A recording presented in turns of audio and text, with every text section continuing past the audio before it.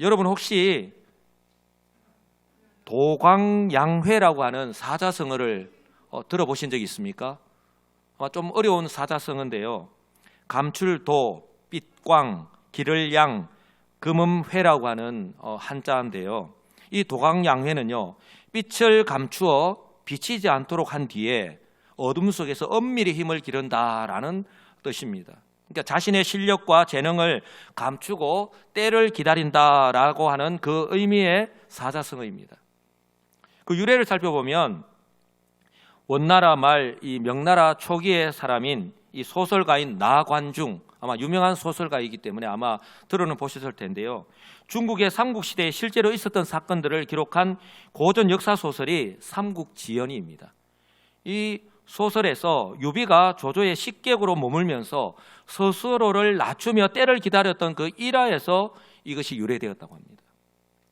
어느 날 조조가 유비에게 이렇게 이야기한 거예요. 지금 영웅이라고 할 수 있는 인물은 유비 그대와 나 조조 둘뿐이요 라고 하는 말을 하자 이 듣고 있던 유비가 수저를 떨어뜨리면서 놀라는 신용을 했습니다. 그 당시에 세력이 약해서 조조에게 의탁하고 있던 유비가 이처럼 몸을 낮추고 어리석은 척하면서 이 조조로 하여금 경계심을 늦추게 하고 있었던 것이죠. 그런 자신을 영웅이라고 하니까 놀랄 만큼 황송하다던 신용을 한 것으로 이 천하를 도모하려는 큰 뜻이 없는 것처럼 속이려 하였던 유비의 큰 계책이었던 것이죠. 이 삼국지의 한 이야기입니다. 그런가 하면요, 이처럼 성경에서 하나님의 때를 기다린 대표적인 사람이 제가 볼 때는 요셉이라고 할 수 있습니다. 아버지 야곱의 사랑을 독차지하면서 소위 고생이라고는 모른 채 살았던 이 17세 소년이 어느 날 아버지의 심부름을 가면서 고생의 길이 시작됐지 않습니까? 피를 나눈 형제들로부터 죽음의 위기를 간신히 벗어났습니다. 자신의 뜻과는 상관이 없이 애굽으로 내려가는 이스마엘 상인들에게 은 20에 팔렸습니다. 노예가 된 것이죠.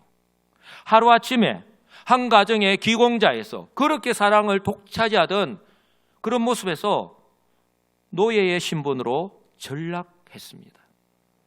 이렇게 애굽으로 내려간 요셉이 이제는 애굽의 왕 바로의 시위대장, 요즘으로 치면 대통령 경호실장입니다. 그 보디발에게 팔렸습니다. 이렇게 애굽에서의 새로운 삶이 시작된 것이에요. 여러분, 아버지에게 있었으면 그렇게 기공자 노릇, 채색 옷이 의미하듯이 아버지의 사랑을 독차지하면서 살아갔을 텐데 이렇게 애굽으로 노예로 팔려갔으니 이제는 이제는 행복 끝 고생 시작이 아니겠습니까? 그의 삶이 어땠겠습니까? 그런데요, 성경은요, 요셉이 애굽에서 시작한 새로운 삶을 이렇게 말씀합니다. 여호와께서 요셉과 함께 하심으로 그가 형통한 자가 되어 그의 주인 애굽 사람의 집에 있으니 그의 주인이 여호와께서 그와 함께 하심을 보며 또 여호와께서 그의 범사에 형통하게 하심을 보았더라. 요셉이 그의 주인에게 은혜를 입어 섬김에 그가 요셉을 가정총무로 삼고 자기의 소유를 다 그의 손에 위탁하니. 우리가 이 성경을 너무나도 잘 압니다. 저도 성경을 너무나도 많이 읽었고 설교도 많이 했는데 이번에 설교를 다시 준비하면서 하나님께서 이런 은혜를 주셨어요. 우리에게 환경이 중요한 것이 아니라 또 장소가 중요한 것이 아니라 하나님께 대한 그 믿음과 신뢰가 얼마나 중요한가, 그리고 하나님과 동행하는 삶을 살아가는 것이 얼마나 중요한가. 왜냐하면 이것에 따라서 그의 삶이 결정되기 때문입니다. 오늘 요셉의 삶을 한번 보시면 우리가 충분히 알 수 있습니다. 오늘 말씀을 읽었는데 오늘 또 주어가 주인공이 누구입니까? 하나님이십니다. 제가 성경을 읽을 때에 우리가 좀 더 쉽게 이해하려면, 정확하게 알려면 주어가 누구인가, 그리고 그 주어가 무엇을 하는지, 어떻게 하는지 동사를 보면 알 수 있다라고 했잖아요. 오늘 또 주인공은 우리 하나님이십니다. 근데 동사를 보시면 하나님께서 요셉에게 어떻게 하셨죠? 무엇을 하셨습니까? 분명하게 말씀합니다. 한번 따라서 할까요? 요셉과 함께 하셨습니다. 할렐루야. 예, 요셉과 함께 하셨다. 내가 어디에 있든지, 내가 어떠한 형편에 처하든지 이 요셉과 함께 하셨다는 이 말씀보다 더 위로가 되고 큰 힘이 되는 말씀이 어디에 있겠습니까? 그 하나님이 바로 구원하신 바로 저와 여러분들과도 언제나 어디서나 어떤 환경 가운데서도 함께 하심을 믿으시기를 주님의 이름으로 축복합니다. 이처럼 요셉과 함께 하신 하나님께서 이제는 요셉이 형통한 자가 되게 해주셨어요. 그런데요, 우리의 삶의 모습은 감춰진 것이 아니라 겉으로 드러나잖아요. 삶의 모습을 통해서 드러나잖아요. 이것을 보디발이 보았습니다. 어떤 모습으로든지 간에 드러나는 이 모습, 오늘 요셉과 하나님이 함께 하시는 것, 그 형통케 하시는 것을 이 보디발이 본 거예요. 그런데 중요한 것은 이처럼 요셉을 통해서 나타나는 형상을 본 그 다음이에요. 요셉이 주인에게 은혜를 입었습니다. 할렐루야. 혈혈단신, 이 애굽의 노예로 팔려와서 의지할 것이라고 없는 이 요셉에게, 이 주인에게 은혜를 입은 만큼 더 위로가 되는 말씀이 어디 있습니까? 어떤 일이 났습니까? 종이요, 노예가 더군다나 이 이방인이잖아요. 그런데 가정총무로 삼았습니다. 여러분, 그냥 이 말이 가정총무이지 집안의 모든 것을 다 맡겼습니다. 17살에 불과한 이 애굽 청년이 더군다나 노예에 불과한데 이 사람을 어떻게 믿고 대통령의 경호처장인 이 보디발이 무엇을 믿고 이 요셉에게 이 모든 것을, 집안의 모든 것을 다 맡겼다니까요. 바로 주인이 전적으로 이 요셉을 신뢰한다는 말씀입니다. 여러분, 이만큼 이 요셉에게 위로가 되는 말씀이 어디 있습니까? 천군 만마를 얻은 것이죠. 그런데요, 이렇게 요셉에게 좋은 일만 계속된다면 얼마나 좋겠습니까? 근데 성경에서 요셉이 이제 고난의 시작이 됩니다. 이 요셉이 주인의 아내의 유혹을 받았습니다. 시험인 것이죠. 저와 여러분들이 항상 끼어 있어야 되는 이유가 바로 이 때문입니다. 지금 또 사단 마귀는요, 우는 사자같이 조금이라도 틈만 보이면 우리를 집어삼키려고 그렇게 호시탐탐 노리고 있잖아요. 바로 이 요셉 또한 바로 사단 마귀가 이 보디발의 아내를 통해서 지금 시험하고 있는 거예요. 넘어뜨리려고. 볼 때마다, 여러분, 하루 이틀도 아니고 볼 때마다, 요셉을 볼 때마다 눈짓을 하고 이제는 심지어 다가와가지고 야 요셉 나하고 동침하자 그렇게 잡아 끌기도 한다면 이 요셉 피 끓는 유혹에 민감한 이런 요셉은 어떻게 했겠습니까? 견디기 쉬웠을까요? 그러는 어느 날 이제 요셉이 계속 피하니까 그러던 어느 날 이 아내가 아예 작정을 하고 요셉을 덮치려고 하였던 것이죠. 요셉은 그 순간 이렇게 이야기하면서 자신의 옷을 벗기는 것을 뿌리치고 그 자리에서 벗어났습니다. 어떻게 이야기했습니까? 내 주인이 집안의 모든 소유를 간섭하지 아니하고 다 내 손에 위탁하였으니 이 집에는 나보다 큰 이가 없으며 주인이 아무것도 내게 금하지 아니하였어도 금한 것은 당신뿐이니 당신은 그의 아내임이라. 그런즉 내가 어찌 이 큰 악을 행하여 하나님께 죄를 지으리까? 여러분, 대단하지 않습니까? 요셉이 너무 기가 막힌 말을 지금 이 보디발의 아내에게 하고 있는 거예요. 이렇게 하는 이야기를 들었을 때 보디발의 아내는 깜짝 놀랐을 거예요. 요셉이 이렇게 이야기하는 것이 결코 쉽지 않았습니다. 요셉의 이 행동이, 이런 모습이 무엇을 의미합니까? 요셉은요, 주인과의 약속도 지켰고 주인의 그 신뢰도 내가 허물어뜨리지 않았고 저버리지 않았고 또 하나님 앞에서의 믿음도 지켰습니다. 성도 여러분, 요셉이 이렇게 행동하는 것 결코 쉬운 것이 아니잖아요. 우리는 말씀을 이렇게 읽고 있으니 누구든지 저렇게 할 수 있겠다. 아니요, 결코 쉬운 일이 아니잖아요. 요셉은요, 지금 죽을 각오를 하고 이렇게 말하고 행동하고 있는 거예요. 왜냐하면 노예라니까요. 하나의 물건에 불과한 노예잖아요. 그러면 이 노예에게는 자신의 어떤 권한이 없어요. 시키는 대로, 주인이 시키는 대로 해야 하는 거예요. 그런데 이렇게 말하고 행동했다라고 하는 것은 죽을 각오를 했다는 것이죠. 하나님에 대한 믿음을 지켰을 뿐만 아니라 자신을 절대적으로 신뢰하는 주인에 대한 믿음도 지켰던 것이죠. 그런데요, 이런 일이 생기면 바로 요셉은 바로 그냥 죽을 수 있습니다. 노예니까 주인의 그런 말을 무시하고 거부했으니까 바로 죽어도 조금 더 이상하지 않을, 조금 더 문제가 되지 않을 법한데, 그런데 어떻게 되었죠?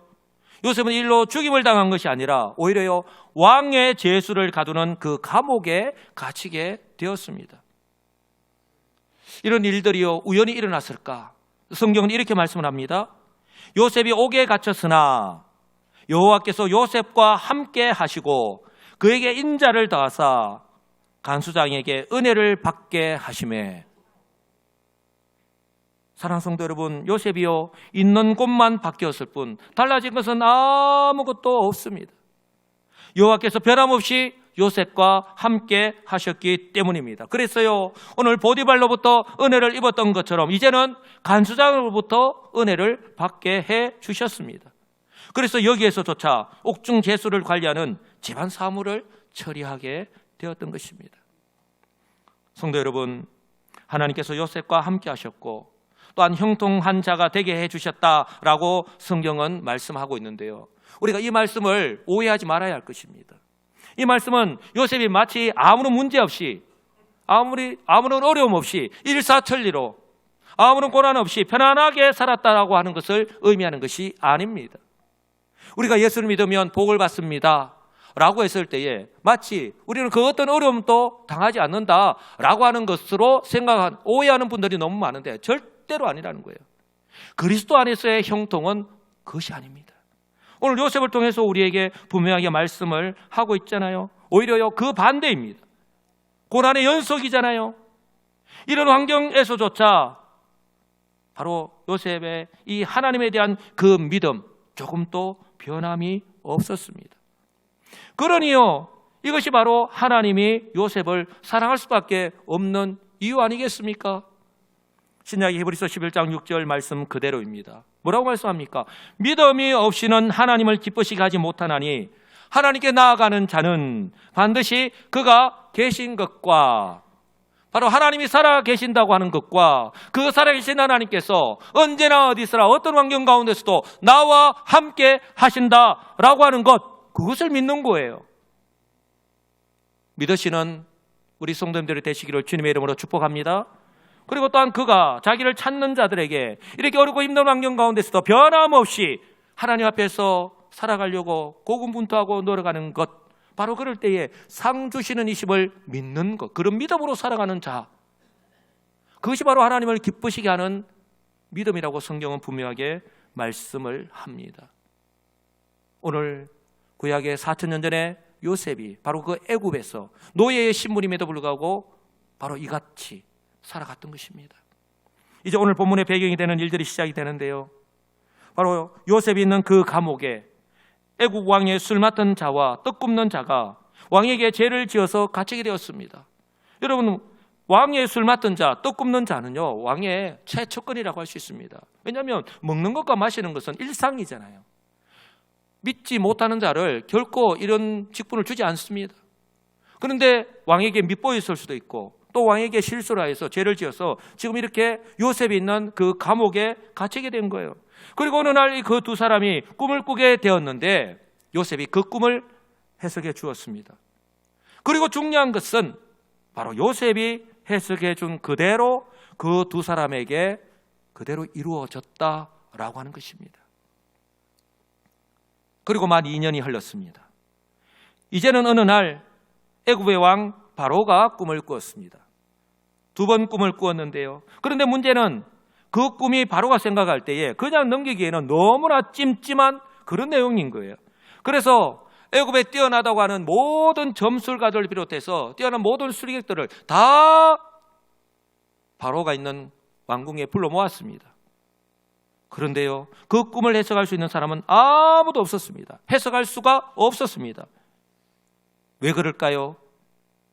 이 모든 것이 하나님의 섭리 가운데 이루어졌기 때문에, 바로 하나님의 섭리를 나타내는 계시였기 때문에 그렇습니다. 무엇을 의미합니까? 하나님께서 이제 요셉을 사용하시기 위해서인 거예요. 아무도 바로의 꿈을 해석하지 못한 그때에 2년간 잊고 있었던 이 술 맡은 가는 장이 2년 전의 일이 불현듯 생각이 났던 것입니다.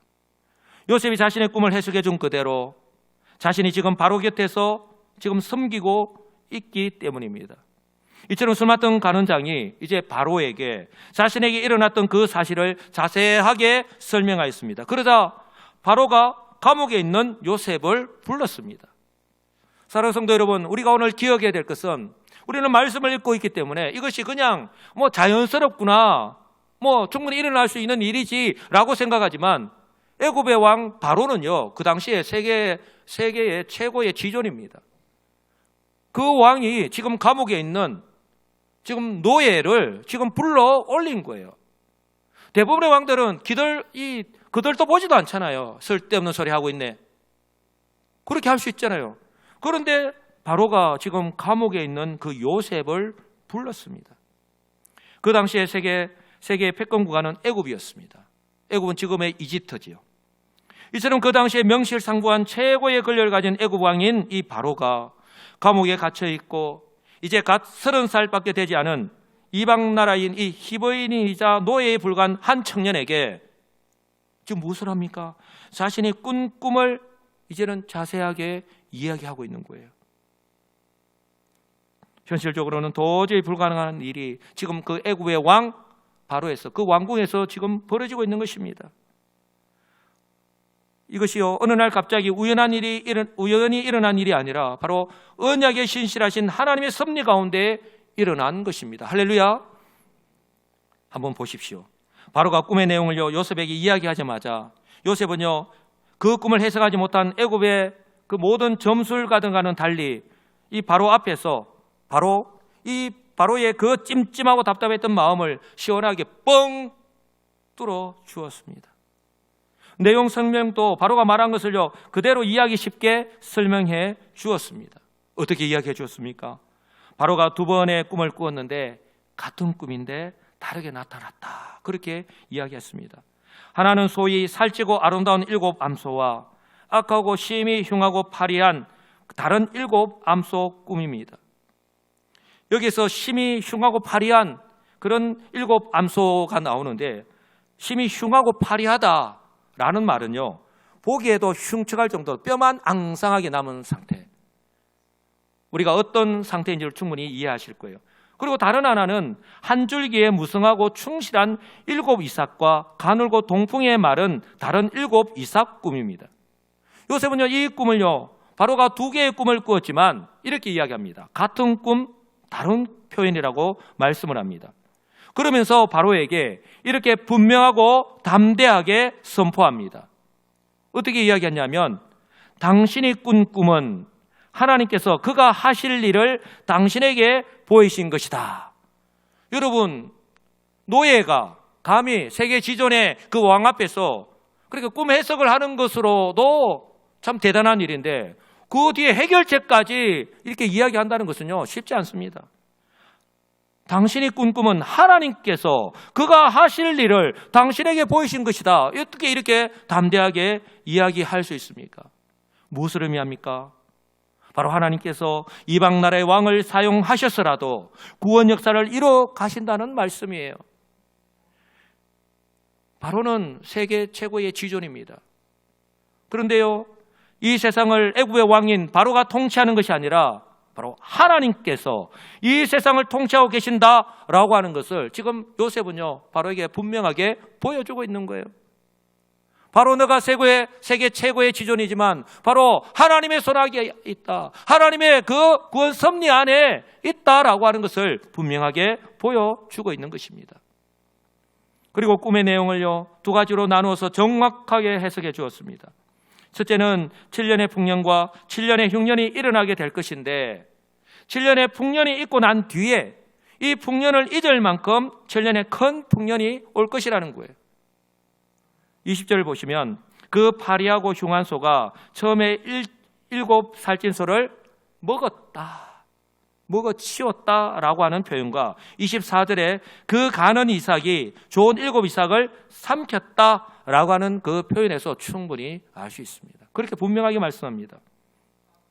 그리고 둘째는요, 바로가 꿈을 2번 겹쳐서 꾸었던 것에서 알 수 있듯이 하나님께서 이것을 이제 곧 바로 시행하실 것이다 라고 하는 것을 나타낸다고 분명하게 말씀을 하는 거예요.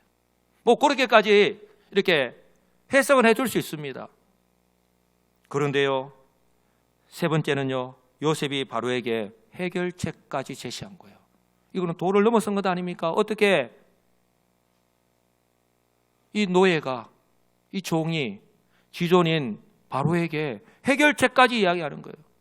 하나님께서 하신 일을 당신을 통해서 나타낸 것이다 라고 하는 것도 어쩌면 죽을 수도 있는데, 그런데 이제는 이렇게 해석해주고 난 뒤에 해결책까지 이야기하는 거예요. 33절 보시면 명철하고 지혜 있는 사람을 택하여 애굽 땅을 다스리게 하라 그렇게 말씀하였고, 34절에서는 좀 더 구체적으로 감독관을 두어서 풍년과 흉년 때에 어떻게 지혜롭게 대처해야 하는지를 말씀한 거예요. 그런데 중요한 것은 요셉으로부터 이야기를 듣고 난 뒤에 바로가 취한 행동입니다. 바로가 이제 그 술 맡은 관원장의 이야기를 듣고 감옥에 있는 그 노예에 불과한 요셉을 불러 올려서 이렇게 이야기를, 꿈에 대한 해석을 충분히 들을 수 있습니다.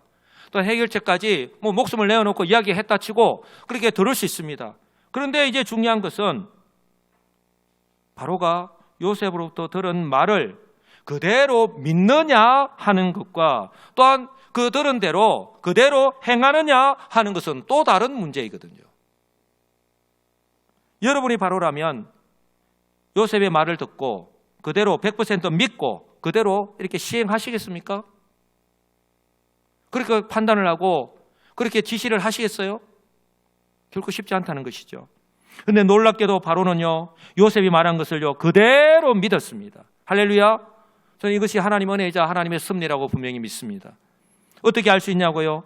바로 요셉이 내놓은 해결 방안 그대로, 즉 명철하고 지혜 있는 사람을 택하여서 애굽 땅을 다스리게 하라 말한 그대로 37절 이하를 보시면 바로가요 요셉을 애굽 온 땅의 총리로 임명하여서 다스리게 하였습니다. 할렐루야.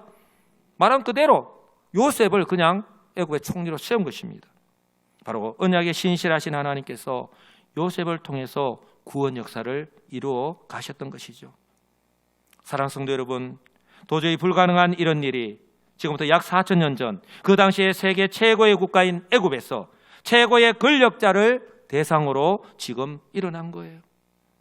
그렇다면 여러분들은 요셉이 이처럼 애굽 왕 바로에게 가서 꿈에 대한 해석과 함께 해결 방안까지 이야기할 수 있던 이유가 어디에 있었다라고 생각을 하십니까?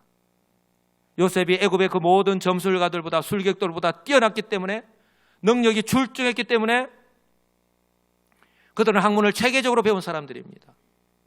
능력으로 따지면 요셉보다 훨씬 더 뛰어난 사람들이에요. 그렇다면 그 이유가 어디에 있을까요? 바로 정답은요, 한번 따라서 할까요? 여호와께서 요셉과 함께 하셨기 때문에. 믿음에 크게 아멘 합시다. 예, 여호와께서 요셉과 함께 하셨기 때문입니다. 그리고요, 이처럼 신실한 요셉을 통해서 하나님의 구원 역사를 이루어 가시고자 우리 하나님께서 작정하셨기 때문입니다. 이제 말씀을 정리합니다. 오늘 이 말씀을 통해서 하나님께서 우리에게 무엇을 말씀합니까? 하나님의 이 요셉에 대한 신실하심이 언제나 어디서나 어떤 환경 가운데서도 변함이 없었습니다.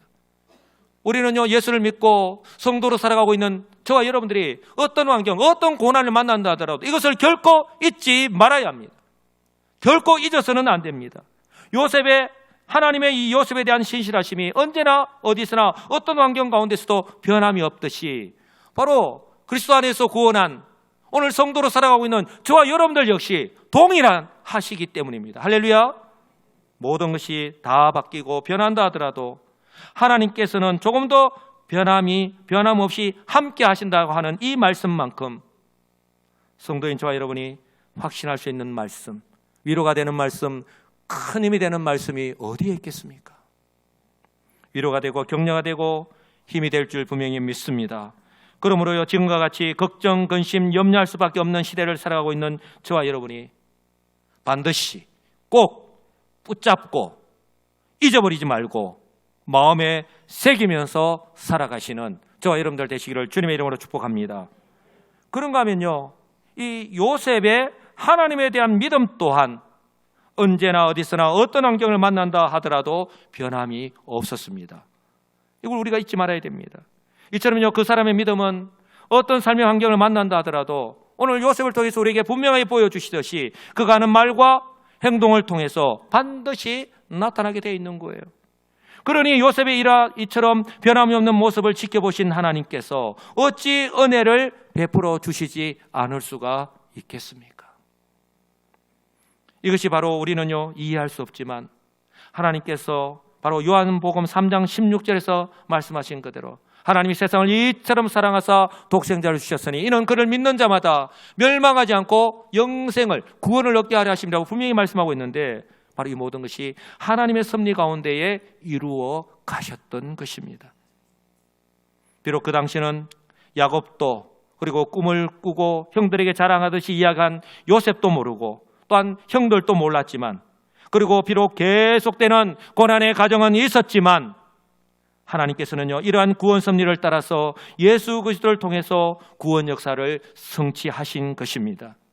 그리고요, 정말 중요한 것, 바로 그 은혜의 최대 수혜자가 바로 예수는 그리스도이심을 믿고 하나님께서 약속하신 그 천국과 영생을 선물로 받은 바로 지금 예배를 드리고 있는 저와 여러분인 줄 믿으시기 바랍니다.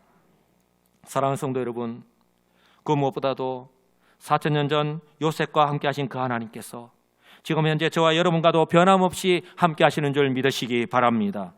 이것이요, 지금 현재 저와 여러분 가운데에 건강의 문제로, 또 질병으로, 직장의 문제로, 또 경제적인 어려움으로 그것이 너무나 커서 하루하루 살아가는 것이 정말 얼마나 큰지, 내가 죽지 못해서 산다 이렇게 이야기할 때도 있잖아요. 그만큼 견디기 힘들다 할지라도 우리가 소망을 가지고 살아가야 하는 이유가 바로 여기에 있는 줄 믿으시기 바랍니다.